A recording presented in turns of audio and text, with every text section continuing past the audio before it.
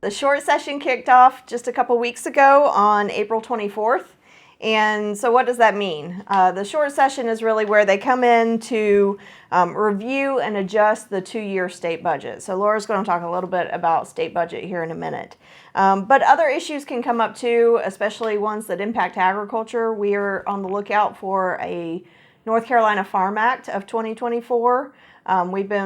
We're like those ducks floating on the water. You know, we're smooth and calm on the surface, but paddling furiously underneath. We've been doing that kind of behind the scenes. That's right. Trying to get some things in the Farm Act that will benefit our members. Yeah, a lot of preparation goes into that on our side and for the benefit of our members.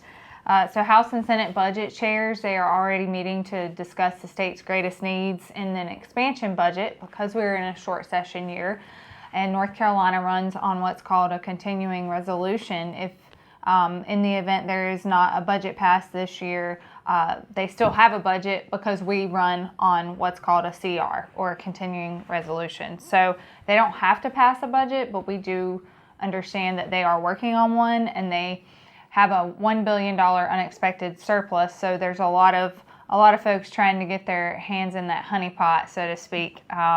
And so they're going to make some hard decisions on funding. Believe it or not, when it comes to a state budget, $1 billion doesn't go as far as you might think it would. So they're still going to have some negotiations to work through. But other than that, that's all for today, and we'll keep you updated as things continue.